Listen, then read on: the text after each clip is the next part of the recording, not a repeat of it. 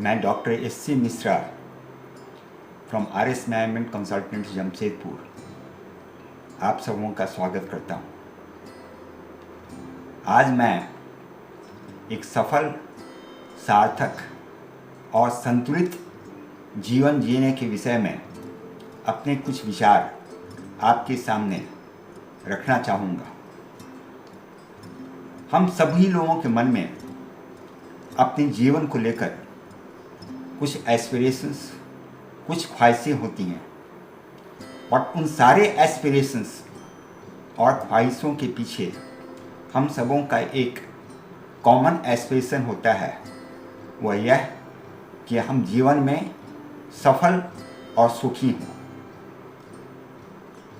सांसारिक मापदंडों के अनुसार सफल होने का मतलब है पैसा कमाना, मान प्रतिष्ठा अर्जित करना, शक्ति अर्जित करना, पावर पोजीशन एक्वायर करना। पर अगर आप गूगल में सर्च करके देखेंगे तो आप पाएंगे कि दुनिया में ऐसे कई करोड़पति, अरबपति हुए हैं जो काफ़ी सक्सेसफुल बिजनेसमैन थे, किसी कंपनी के मैनेजिंग डायरेक्टर थे, किसी इंस्टीट्यूट के डायरेक्टर थे, पर उन लोगों ने आत्महत्या कर ली।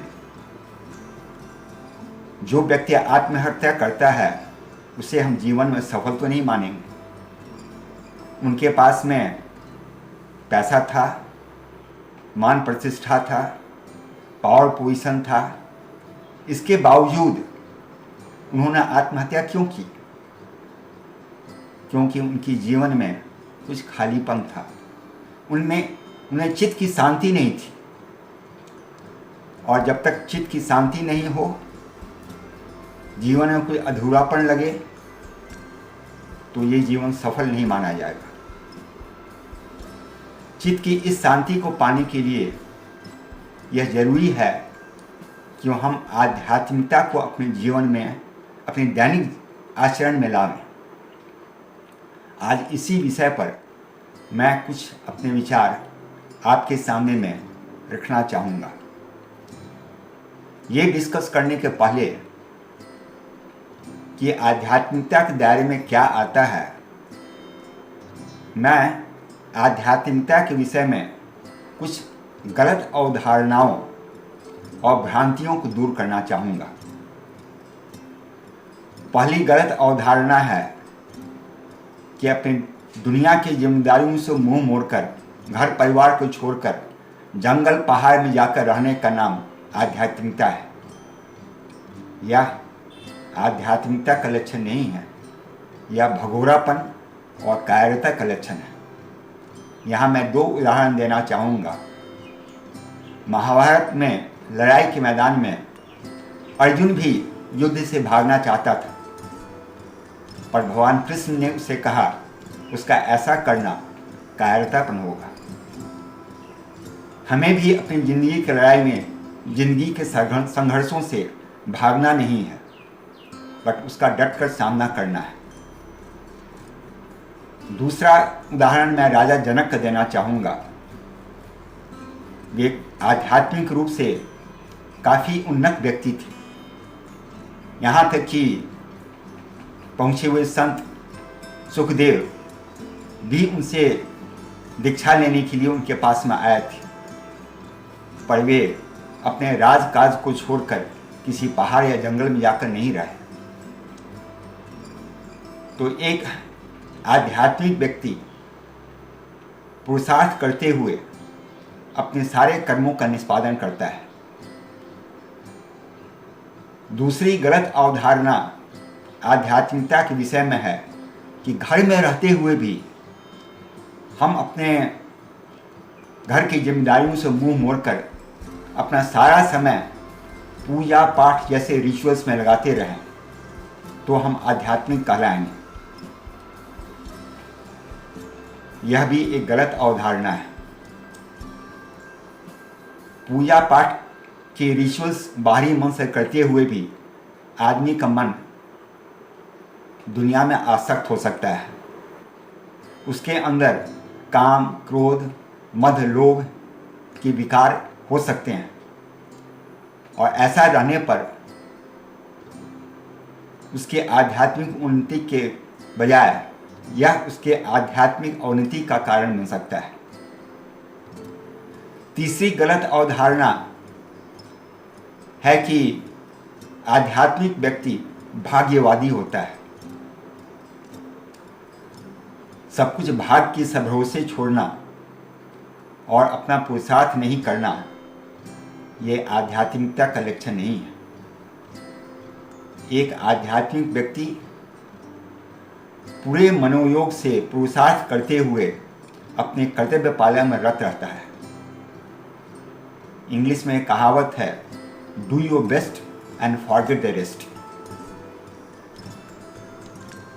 आध्यात्मिकता के उन आयामों की चर्चा करने के बाद कि क्या आध्यात्मिकता नहीं है, अब मैं उन आयामों की चर्चा करूंगा जो आध्यात्मिकता के दायरे में आता है।